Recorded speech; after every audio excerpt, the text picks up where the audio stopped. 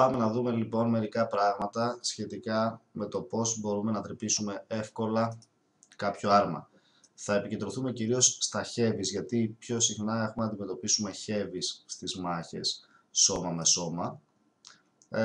Εντάξει, κάποιες φορές και σε μεγαλύτερες αποστάσεις, αλλά ένας βασικός τύπος άρματος είναι τα heavies, παίζουν πάρα πολύ συχνά και μπορούμε να τα συναντήσουμε πάρα πολύ συχνά. Ένα από τα πιο συχνά χρησιμοποιούμενα heavy στο παιχνίδι είναι το IS-3 που βλέπουμε εδώ και ένα από τα καλύτερα άρματα στο επίπεδο 8. Θα δούμε λοιπόν μερικά σημεία στα οποία μπορούμε να τρυπήσουμε ένα IS-3, αλλά και πώς μπορούμε να χρησιμοποιήσουμε εμείς οι ίδιοι το άρμα μας για να αποφύγουμε τρυπήματα από τους αντιπάλους. Στα περισσότερα άρματα το αδύναμο σημείο όταν τα έχουμε μπροστά μας, μούρι με μούρι, βρίσκεται στο χαμηλότερο σημείο, εδώ στην κοιλιά. Το σημείο αυτό της κοιλιάς του άρματος είναι στα περισσότερα άρματα το πιο αδύναμο και μπορεί να τρυπηθεί πιο εύκολα. Το μεγαλύτερο armor και η μεγαλύτερη κλίση βρίσκεται στο θώρακα και δύσκολα μπορεί να τρυπηθεί ένα άρμα εκεί, όπως επίσης πάρα πολύ δύσκολα μπορεί να τρυπηθεί και μάλλον καθόλου. Είναι πολύ σπάνιο δηλαδή να τρυπηθεί στην περιοχή γύρω από το κανόνι. Ο πύργος δεν είναι επίσης δυνατό σημείο στα περισσότερα άρματα και ειδικά στα heavy. Αν λοιπόν έχουμε ένα IS-3 το οποίο μας έρχεται μούρι, ο μόνος εύκολος τρόπος όσο ακόμα έχουμε μια απόσταση μαζί του για να το τρυπήσουμε είναι να το τρυπήσουμε χαμηλά εδώ στην κοιλιά. Ειδικά αν το κανόνι μας δεν έχει πολύ μεγάλη διατριτικότητα. Υπάρχουν και κανόνια που μπορούν να τρυπήσουν κατευθείαν το IS-3 μπροστά, αν είναι μεγαλύτερα άρματα κτλ. Εμάς μας ενδιαφέρει στην περίπτωση που αντιμετωπίζουμε πρόβλημα να δούμε πώς μπορούμε να προκαλέσουμε τη μεγαλύτερη δυνατή ζημιά στον αντίπαλο. Έτσι λοιπόν, χαμηλό σημείο κοιλιά αρμάτων είναι το πρώτο τροτό σημείο ενός άρματος όταν έρχεται μούρι κατά πάνω μας. Δεύτερο σημείο το οποίο μπορούμε να χτυπήσουμε και να τρυπήσουμε ένα άρμα, τώρα στο IS-3 δεν είναι εμφανές κάτι τέτοιο, είναι, ας πάρουμε το IS-4 για να σας δείξω χαρακτηριστικά. Το IS-4 όπως βλέπετε έχει εδώ, εκτός από το χαμηλό του, έχει εδώ μπροστά ένα σαν πόρτα. Αυτή η πόρτα λοιπόν εδώ είναι ένα τροτό σημείο του άρματος, ένα αδύναμο σημείο. Όσα άρματα έχουν μια τέτοια πόρτα μπροστά, αν τα χτυπήσεις εκεί, τα τρυπάς εύκολα. Ενώ σε οποιοδήποτε άλλο σημείο το άρμα τους είναι πάρα πολύ δυνατό και δεν μπορούν να τρυπηθούν. Επίσης, μια τρίτη περίπτωση για να τρυπήσεις ένα άρμα το οποίο σου έρχεται στα μούτρα είναι, ειδικά αυτό το χρησιμοποιούμε και όταν έχουμε αγκαλιαστεί που λέμε το άλλο άρμα και παίζουμε πύργο με πύργο, είναι να τρυπήσουμε, ή όταν υπάρχει μια κάποια απόσταση και έχει καλυμμένο το χαμηλά του σημεία, είναι να τρυπήσουμε το καπέλο του, το commander hats. Τα καπέλα βρίσκονται στα ψηλά σημεία των πύργων και μπορούν να τρυπηθούν συνήθως πολύ εύκολα με κανόνια μικρής σχετικά διατριτικότητας. Είναι από τα τροτά σημεία των αρμάτων.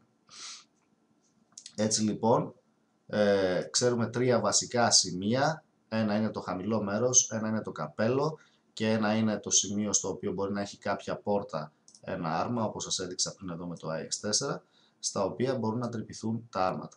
Τώρα, το IS-4 όπως και το IS-3, θα σας το δείξω στο IS-3 γιατί είναι πιο ευρέως χρησιμοποιούμενο άρμα, έχουν και ένα ακόμη τροτό σημείο.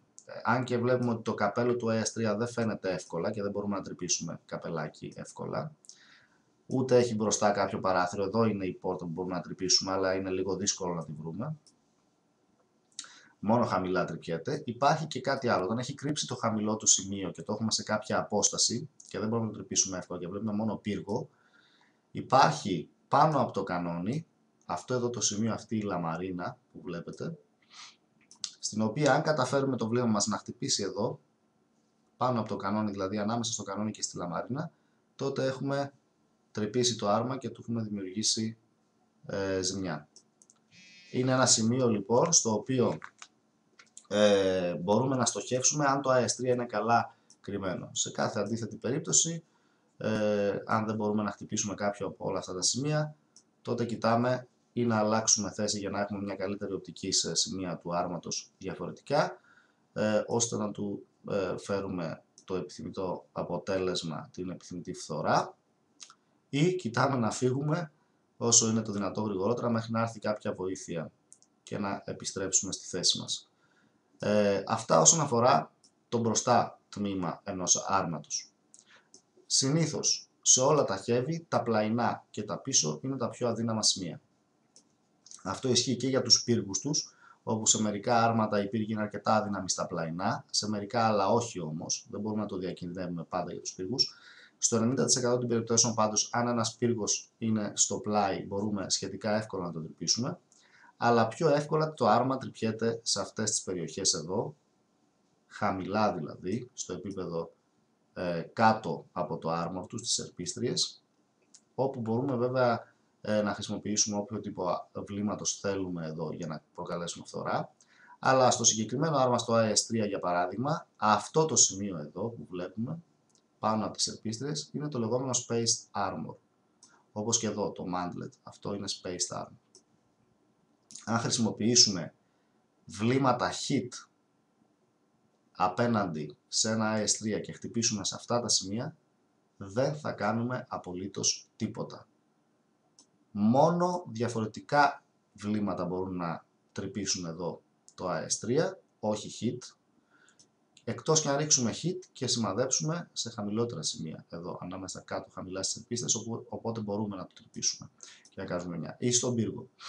Επίσης, το πίσω μέρος του άρματος είναι πάντα πολύ εύκολο να τρυπηθεί, σχεδόν από όλα τα πυροβόλα, και πολύ εύκολο να του βάλουμε και φωτιά χτυπώντας πίσω, γιατί συνήθως βρίσκεται το τεπόζιτο ή η μηχανή πίσω και όταν χτυπάμε από το πλάι, εδώ στο πίσω μέρος περίπου. Στα περισσότερα άρματα βρίσκεται το τεπόζιτο και η μηχανή.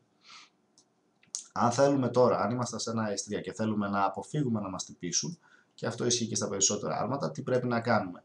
Χρησιμοποιούμε συνήθως τα εμπόδια που υπάρχουν στο χάρτη, τις πέτρες, τα βαθουλώματα κτλ. Για να κρύψουμε το χαμηλότερο μας σημεία από τον αντίπαλο, έτσι ώστε να μην μπορεί εύκολα να μας χτυπήσει. Όσο το δυνατόν περισσότερο κρύβουμε από το σώμα μας και αφήνουμε μόνο πύργο να φαίνεται, τόσο πιο δύσκολο είναι για τον αντίπαλο να μας τρυπήσει. Επίσης, αν δεν μπορούμε να κρύψουμε κάπου χαμηλά το σώμα μας, χρησιμοποιούμε την κάλυψη ενός κτηρίου και στρίβουμε λίγο το κανόνι μας. Ας υποθέσουμε ότι εδώ υπάρχει μια νοητή γραμμή, ένα κτίριο, και δείχνουμε μόνο αυτή τη μεριά μας, το πλαϊνό μας ή αυτή τη μεριά ανάλογα από που θα είναι το κτίριο, στον αντίπαλο, όσο φορτώνει το κανόνι μας πυρομαχικά και όσο δεν θέλουμε να είμαστε εκτεθειμένοι, έτσι ώστε αν η σφαίρα του αντιπάλου, το βλήμα του αντιπάλου χτυπήσει, θεωρήστε εδώ είπαμε ότι είναι καλυμμένο το άρμα από κάποιο σπίτι και εμείς βλέπουμε μόνο αυτή την περιοχή. Αν χτυπήσουμε λοιπόν σε αυτή την περιοχή, με την κλίση που έχει το άρμα, θα κάνει ding, το βλήμα μας θα χτυπήσει επάνω και θα εξωστρακιστεί. Αυτό είναι και το λεγόμενο side scraping. Έτσι κρύβονται τα άρματα πίσω από κτίρια και δεν μπορούμε να τα τρυπήσουμε εύκολα γιατί το άρμα έχει την ανάλογη κλίση για να διώξει το βλήμα το οποίο έρχεται να το τρυπήσει. Τα heavy χρησιμοποιούν πολύ συχνά αυτή την τακτική και γι' αυτό τα heavy είναι άρματα τα οποία μπορούν να παίξουν εύκολα μέσα σε πόλεις και να χρησιμοποιήσουν τα κτίρια προς όφελός τους. Το πάνω μέρος των αρμάτων είναι στα περισσότερα άρματα πάρα πολύ ευπαθές. Αν είμαστε σε κάποιο ψηλό σημείο και χτυπάμε ένα άρμα από ψηλά, το τρυπάμε πάρα πολύ εύκολα. Γι' αυτό και τα άρθη κάνουν πολύ μεγάλη ζημιά με βλήματα μικρής διατριτικότητας σχετικά. Γιατί χτυπώντας αυτά τα σημεία δεν υπάρχει armor, περνάει μέσα η high explosive σφαίρα, το βλήμα, και δημιουργεί σοβαρά προβλήματα στο άρμα, σκοτώνοντας μέλη του πληρώματος, καταστρέφοντας εξαρτήματα κτλ. Αυτά είναι τα βασικότερα τα οποία πρέπει να προσέξουμε σε ένα heavy όταν το αντιμετωπίζουμε. Είναι τα βασικότερα σημεία στα οποία μπορούμε να το τρυπήσουμε. Αν είμαστε με κάποιο ελαφρό άρμα ή medium άρμα, φροντίζουμε να κυκλώσουμε με κάποιο τρόπο το αντίπαλο heavy, να του κάνουμε κυκλωτική κίνηση, φλανκάρισμα δηλαδή, και να χτυπήσουμε τα πλαϊνά του ή ακόμη καλύτερα πίσω τον κόλο του, για να μπορέσουμε να έχουμε καλύτερο αποτέλεσμα.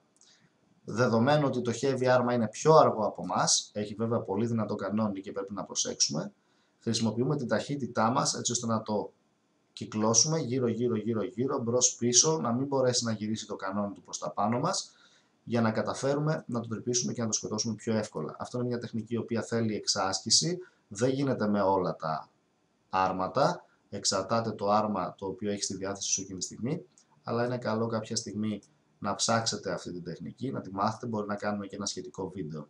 Αυτό που μας ενδιαφέρει προς το παρόν είναι να γνωρίσουμε στα σημεία στα οποία τρυπάμε ευκολότερα ένα αντίπαλο heavy όπως το AS3 όταν έρθει η ώρα να το αντιμετωπίσουμε.